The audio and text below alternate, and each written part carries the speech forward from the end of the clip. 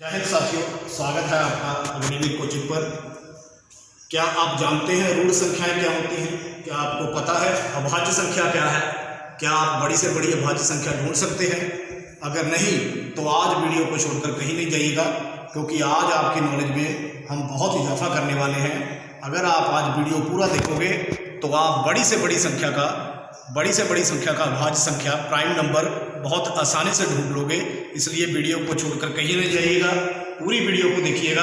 हाँ, अगर आज आप हमारे चैनल पर नए हो तो वीडियो को लाइक करिए और चैनल को सब्सक्राइब जरूर कीजिए। अब हम अपने चलते हैं वीडियो पर। आज हमारा जो टॉपिक है वो है अभाज्य संख्या। क्या होती हैं अभाज्य संख्याएं? किनको कहते हैं अभाज्य संख्याएं? आम बोलचाल में हम कहते हैं अभाज्य संख्या वो संख्या होती है जो किसी से भाग नहीं होती। जहाँ हम इसको रूढ़ संख्या भी बोल देते हैं, इंग्लिश में हम इसे प्राइम नंबर बोलते हैं। लेकिन ये होता क्या है? क्या होती है अभाज्य संख्याएं? आम जो इसकी डेफिनेशन है उसके अनुसार अभाज्य संख्या वो संख्या होती है, कोई भी जो प्राकृतिक संख्या है, जो पॉजिटिव है मतलब धनात्मक है, वो केवल अपने आप से जहाँ एक से पूरी भाग हो, वो एक अभाज्य संख्या कहलाती है। हम आपको अब बोर्ड पर समझाएंगे कैसे अभाज्य संख्या निकलती है। देखिए, मैंने अभी बताया है कि अभाज्य संख्या वो संख्या होती है जो केवल अपने आप से जहाँ एक से पूरी भाग हो, वो अभाज्य संख्या होगी। इस दो से ज़्यादा फैक्टर जिसके बनेंगे या दो से कम फैक्टर जिसके बनेंगे वो अभाज्य संख्या नहीं होती। देखिए जरा, ये 3 है हमारे पास, ये एक से भाग हो रहा है और अपने आप से भाग हो रहा है। ये 3 जो है ये अभाज्य संख्या है, ये 2 जो है ये अभाज्य संख्या है। और देखिए जैसे ये 4, ये 1 से डिवाइड हो जाएगा, 2 से हो जाएगा, 4 से हो जाएगा। देखो इसके 2 से ज़्यादा अंकों से ये डिवाइड हो रहा है, इसलिए ये क्या है? ये एक रूढ़ संख्या है, ये प्राइम नंबर है। ये एक रूढ़ संख्या नहीं है, ठीक है जी, ये प्राइम नंबर नहीं है, ये एक भाज्य संख्या है। क्या है? भाज्य संख्या, ठीक है जी। और देखिए जैसे हमारे पास हो गया 11। ये देखिए, एक तो ये 1 से भाग हुआ, एक ये 11 से भाग हुआ, इसके 2 फैक्टर बन रहे हैं। ये क्या है? एक भाज्य संख्या है। 15 देखिए, ये 1 से, 2 से, 15 से, 3 से, कितने ही 2 से ज़्यादा संख्याओं से भाग हो रहा है, इसलिए ये अभाज्य नहीं है, ये एक भाज्य संख्या है, भाज्य संख्या है। ऐसे ही देखिए आप, जैसे 45 हो गया, ये 1 से भाग हो जाएगा, 2 से भाग हो जाएगा, 5 से हो जाएगा, 9 से हो जाएगा, 45 से हो जाएगा। इसलिए क्या है? ये अभाज्य संख्या नहीं है। भाज्य संख्याओं के लिए क्या होता है? जैसे देखिए आप 61, ये 61 जो है 1 से भाग होगा, इसके अलावा 61 से भाग होगा और किसी से भाग नहीं होगा, इसलिए ये क्या है?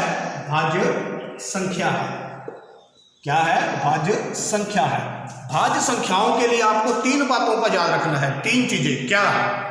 नंबर 1, सबसे छोटी भाज्य संख्या जो होती है वो 2 होती है। सबसे छोटी जो भाज्य संख्या होती है, सबसे छोटी जो अभाज्य संख्या होती है वो क्या होती है? 2 होती है। सबसे छोटी अभाज्य संख्या 2। नंबर 2, कोई भी नेगेटिव नंबर, ऋणात्मक संख्या जिसके साथ माइनस का चिन्ह लगा होगा, वो अभाज्य नहीं होती, ठीक है जी, वो अभाज्य नहीं होती। नंबर 3 क्या है? कोई भी सम संख्या मतलब जो 2 से पूरी भाग हो जाएगी, वो अभाज्य 2 को छोड़कर कोई भी नहीं होती। इससे हम आसानी से इजीली ही पता लगा सकते हैं कि जो अभाज्य संख्याएं होंगी वो 99% क्या होंगी? विषम संख्याएं होंगी। अब हम आपको कुछ सवालों के तरीके से आपको इनके सवाल निकालने समझाएंगे, ठीक है जी। आइए अब चलते हैं सवालों पर। अब हम ये सम करेंगे, ये सवाल करेंगे, ये अभाज्य संख्याओं के सवाल है। पहला सवाल क्या है? प्रथम 6 अभाज्य संख्याओं का योगफल पता करो। प्रथम 6 अभाज्य संख्याओं का योगफल पता करो। ये सवाल बहुत पूछे जाते हैं। देखो, हम लिखेंगे पहले कौन सी, पहली 6 लेंगे। सबसे छोटी अभाज्य संख्या जो होती है वो 2 होती है, 1 नहीं होती, -2 नहीं होता, -3 नहीं होता। सबसे छोटी अभाज्य संख्या अगर आ जाए, आपको पूछा जाए तो कौन होगी? 2 होगी। 2 के बाद 3 होगी, 3 के बाद 5 होगी, 5 के बाद 7 होगी, 7 के बाद 11 होगी, 11 के बाद 13 होगी, 13 के बाद 17 होगी, 1 2 3 4 5, 1 2 3 4 5 6 लेनी है हमने, तो एक 6 होंगी। अब क्या बोल रहे हैं वो कि इनका योगफल पता करो, तो इनको जोड़ देंगे, 5 5 10 17 28, 2 3 5 5 2 7 7 7 14 15 15 10 25 25 3 28 10 38। ठीक है जी, कितना आंसर आएगा? 38। कितना आएगा? 38। ठीक है जी, 3 2 5 5 10 10 और 7 17 17 1 18 28 29 31 31 और 10 41 आएगा। कितना आएगा? 41। कितना आएगा जी? 41। इसका सही आंसर 41 आ जाएगा। 20 के नीचे कितनी अभाज्य संख्याएं हैं? 20 के नीचे संख्या लिख लो, कौन सी होगी? 2 3 5 7 11 13, इसके बाद आएगा 17, इसके बाद 19। अब इनकी गिनती कर लो, 1 2 3 4 5 6 7 8। इसका सही जवाब क्या आ जाएगा? C option 8। ठीक है जी, 1 से लेकर 100 तक, 1 से लेकर 100 तक 25 अभाज्य संख्याएं होती हैं। 1 से लेकर 100 के बीच में 25 अभाज्य संख्याएं होती हैं। वीडियो कहीं नहीं छोड़िएगा। अब हम आपको बताएंगे कि बड़ी बड़ी संख्या का हम कैसे पता करते हैं। आइए वो सवाल पर हम चलते हैं। अब देखिए, ये एक सवाल है, ये बड़ी संख्याओं कैसे चुटकी में कैसे निकालेंगे, कौन सी संख्या भाज्य है, कौन सी अभाज्य है। देखिए हमारे पास एक सवाल है, इनमें से कौन सी संख्या अभाज्य है, इनका पता लगाने के लिए हमारे पास एक छोटा सा फॉर्मूला है। क्या है? x² less than n। ये फार्मूला क्या है? ये क्या फार्मूला है हम आपको यहां बताएंगे। ये फार्मूला क्या है? x² less than n। ये क्या फार्मूला है, इसकी सहायता से कैसे ये सवाल निकलेगा। देखिए, मान लो हमारे पास ये 113 है, पता लगाना है कि ये भाज्य है या अभाज्य है। क्या करेंगे? x² मतलब ऐसी संख्या लेनी है जो इसके नजदीक जो इसका एक स्क्वायर रूट हो। स्क्वायर हो मतलब एक जो इसकी संख्या के नजदीक हो। कौन होगा? देखिए, 11 11 121, 10 10 100। 10 का जो होगा वर्ग वो क्या होगा? 100। 11 का वर्ग क्या होगा? 121। ये देखो 113 जो 100 से बड़ी है लेकिन 121 से छोटी है। इसका मतलब क्या है? हम लेस देन लेना है तो हम ये लेंगे 11। 11 से नीचे कौन सी अभाज्य संख्याएं होंगी? 2 होगी, 2 होगी, 3 होगी, 5 होगी, 7 होगी और 11। अगर इनमें से किसी एक संख्या से भी ये भाग हो जाए तो ये अभाज्य संख्या नहीं है। अगर ये किसी से भाग नहीं हो रहा तो ये भाज्य संख्या है। देखिए, देखेंगे 2 से भाग हो रहा है, ये जिसके पीछे 2 है वो 2 से भाग नहीं होगा। 3 से भाग हो रहा है, नहीं होगा। 5 से तो होगा ही नहीं। 7 से 1 7 7 और बच गए 7 और 5 3 नहीं होगा। 11 से भाग देगा। इस करके ये क्या है? एक अभाज्य संख्या है। क्या है? अभाज्य संख्या है। इस तरीके से हम बहुत आसानी से पता कर सकते हैं। इस फार्मूले से बहुत जल्दी से हमें पता लग जाता है कि कौन सी संख्या अभाज्य है, कौन सी नहीं है। 173, देखिए क्या होगा?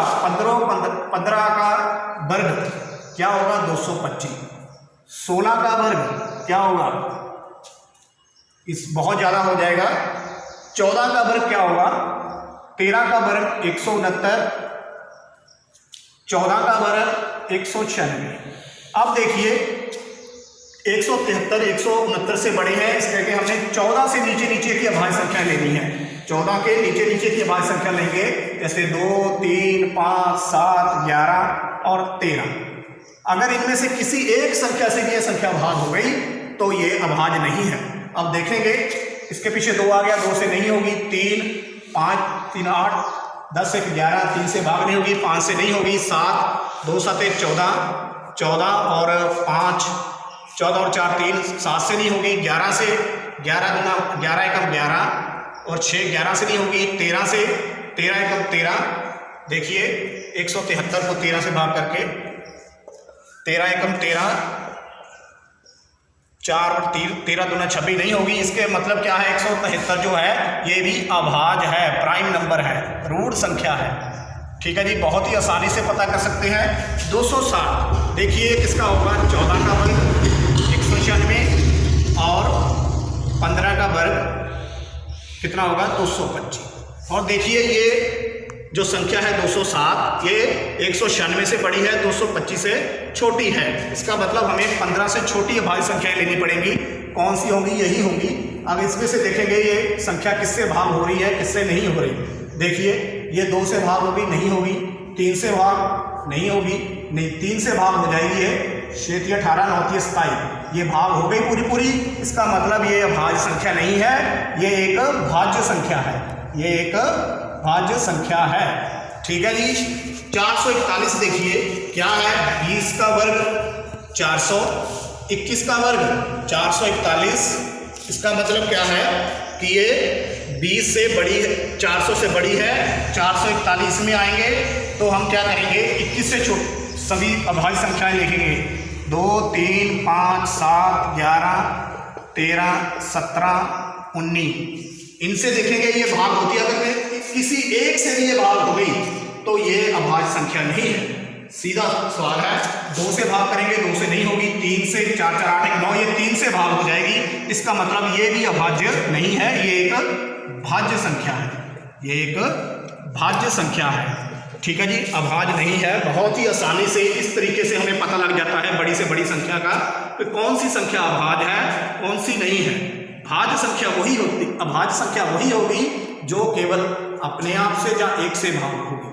उम्मीद करते हैं कि आपको अभाज्य संख्याएं क्या होती हैं, रूढ़ संख्याएं क्या होती हैं, कौन सी छोटी, सबसे छोटी संख्या कौन सी होती है, बड़ी कौन सी होती है, बड़ी से बड़ी अभाज्य संख्याएं कैसे निकाल सकते हैं, इसके बारे में कंप्लीट पता लगा होगा।